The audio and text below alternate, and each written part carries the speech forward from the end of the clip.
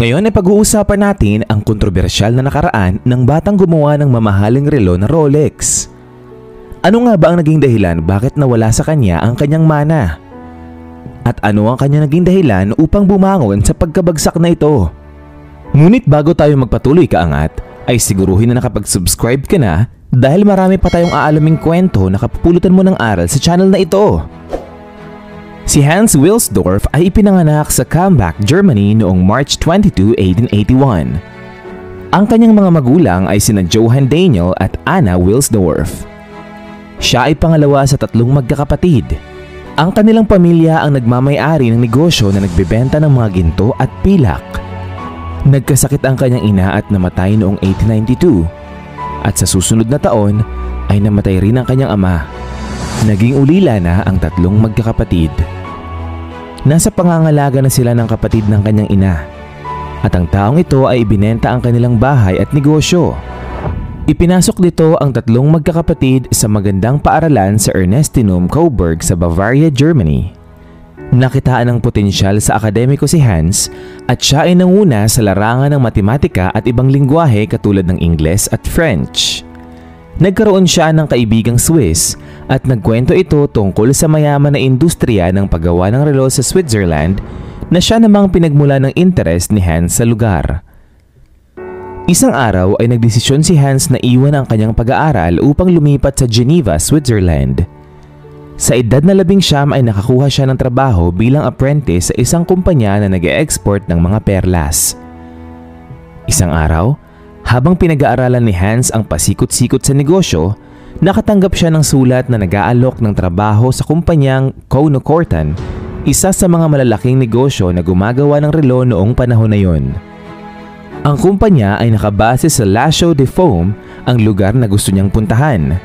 Kahit na maganda na ang lagay niya sa pinagtatrabahuan niya ngayon, nanaig pa rin sa kanya ang interes sa industriya ng paggawa ng relo, kaya lumipat siya rito noong taong 1900s. Natanggap siya sa Kono-Kortan bilang isang English correspondent at clerk dahil sa kanyang abilidad na sumulat at magbasa ng Ingles. Parte rin ng trabaho niya ang mag-check ng mga relo kung naayon ba ang kalidad nito. Dito niya nalaman kung ano ang pagkakaiba ng mga relo at kung paano ito ginagawa. Ngunit tumagal lamang siya dito ng 2 taon dahil kailangan niyang bumalik ng Germany upang magsilbi sa militar. Pagkatapos magsilbi sa bansa, sa edad na 22 ay pumunta na siya sa London, England upang magtrabaho sa isang malaking kumpanya ng relo. Ang trabaho niya ay pataasin ang kita ng kumpanya, habang ginagawa niya ito ay pinag-aaralan din niya ang pasikot-sikot sa industriya. Dito rin niya nakilala ang kanyang asawa na si Florence Frances May Crotty. Napag-usapan ni Hans at ng kanyang bayaw na si Alfred James Davis ang kagustuhan ni Hans na magtayo ng negosyo na gumagawa ng relo, ngunit wala siyang kapital. Nagkataon na interesado at may tiwala si Davis sa kakayahan ni Hans, kaya naman nagbigay ito ng kapital. Taong 1905 ay itinayo nila ang Wilsdorf and Davis Limited na naging Rolex makaraan ang ilang taon. Nakipagkasundo sila sa Swiss watch company na Hermann Igler upang mag-import ng relo mula sa Switzerland. Nagbukas rin sila ng opisina sa Bienne, Switzerland. Naging porte nila ang pagbebenta ng mga relo sa murang halaga. Ang hindi nilang makuha ay ang konsepto ng pocket watches dahil ito ay may kalakihan at kailangan pang hugutin sa bulsa para tingnan ang oras. Kaya naisip niya na paano makagawa ng wristwatch na nagbibigay ng tamang oras at ginhawa sa mga gumagamit nito. Naglaan siya ng mahabang panahon upang gawin ang wristwatch dahil alam niyang ito ang magiging patok sa mga susunod na panahon. At noong 1908, naging isa ang kanyang kumpanya sa mga kilalang gumagawa ng relo.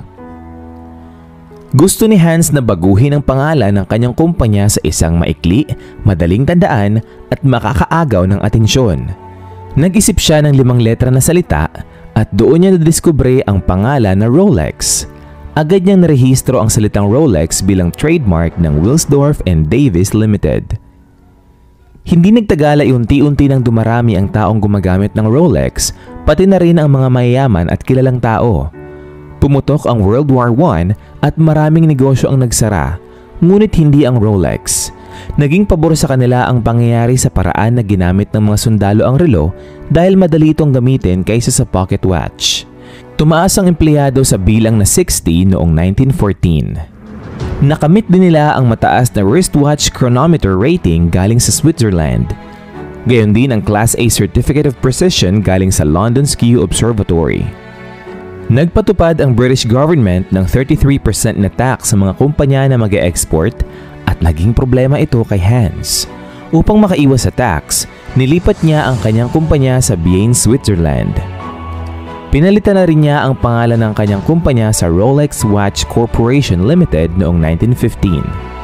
Nirehistro din niya ang trademark na 5-star crown na makikita sa bawat produkto ng Rolex. Sumapit ang 1919 at muling nilipat ni Hans ang headquarters nito sa Geneva na siya rin kasalukuyan sa lugar na ito. Inilabas ng Rolex ang kauna-unahang waterproof na relo na tinawag nilang Rolex Oyster. Noong 1927, nalaman ni Hans ang tungkol sa swimmer na si Mercedes Gleigza. Inengganyo niya ito na magsuot ng Rolex Oyster habang naglalangoy. Hindi man natapos ni Mercedes ang kanyang ruta, buo at gumana pa rin ang Rolex Oyster matapos itong mababad sa dagat sa loob ng 10 oras. Ang pagkakataong ito ang nagkumbinsi sa mga tao na bumili ng relo at nilagay na rin ni Hans ang balitang ito sa London Daily Mail. Ito ang nagdala sa Rolex sa international na market. Inilagay din niya sa aquarium kasama ang totoong mga isda sa bawat tindahan ng Rolex. Noong sumunod na taon, kinuha niya bilang endorser si Evelyn Lay, isang sikat na British model noong panahong yun. Hindi doon tumigil ang pagpapakilala ng Rolex sa mga tao. Pinagamit din niya ang relo sa mga tao na umakyat sa Mount Everest at noong bumaba ang mga ito ay maayos pa rin na tumatakbo ang oras ng relo.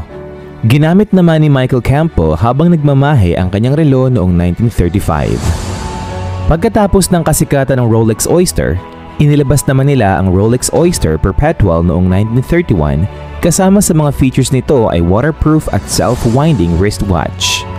Noong 1934 hanggang 1950, naglabas rin si Hans ng relo sa kanyang pangalan ngunit hindi ito tinangkilik ng mga tao dahil sa galit ng French, British at American sa mga German.